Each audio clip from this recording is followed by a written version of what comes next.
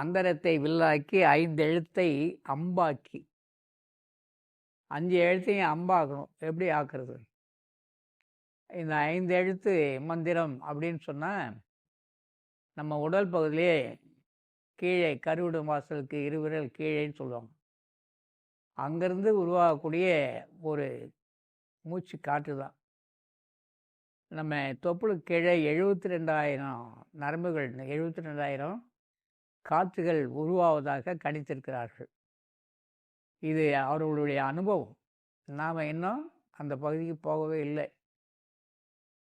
அடி வயிற்று பகுதியில் 72,000 நரம்புகள் இருக்குது, காற்று ஓட்டங்கள் இருக்குது.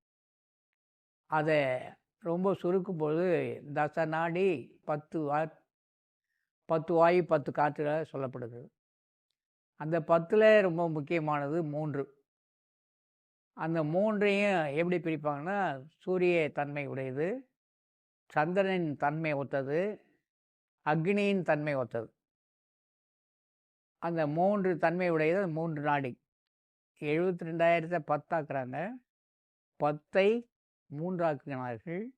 அந்த 3லே ஒன்று தான் நாம் அறிய வேண்டிய பகுதி. இந்த 3ல் ஒன்றை அறிந்தால் அந்த 3 நாடிகள் தான் மும்மூர்த்திகள் சொன்னாங்க. மும்மூர்த்திகள் ஆக்கல், காத்தல், அழித்தல். அப்போ இந்த உடல் ஆக்கப்பட்ட இடம் கீழ்மையும்.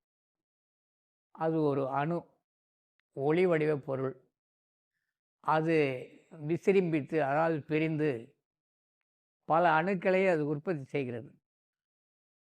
அதாவது நம்ம எப்படி மண்ணை எடுத்து குழைத்து செங்கல் மாற்றி அந்த செங்கற்களை கொண்டு நம்முடைய இல்லத்தை அமைத்துக் கொள்கிறோம்.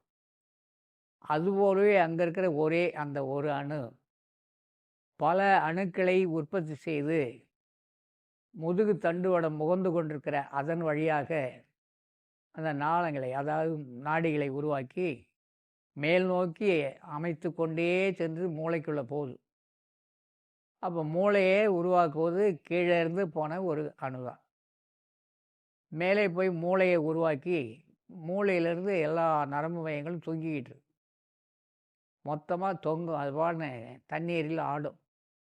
அப்புறம் ஒன்று சேர்ந்து திடப்பொருளாக அந்த எலும்பு உருவாக்கி அந்த எலும்பின் பக்கவாட்டிலெல்லாம் நரம்பு மையங்கள் உருவாக்கி தசை உருவாக்கி அந்த தசையிலே எத்தனையோ வகை, மீத்தோல், மென்தோல், தோல், இப்படி பகுதியெல்லாம் பிரிக்கிறார் வள்ளலாரே.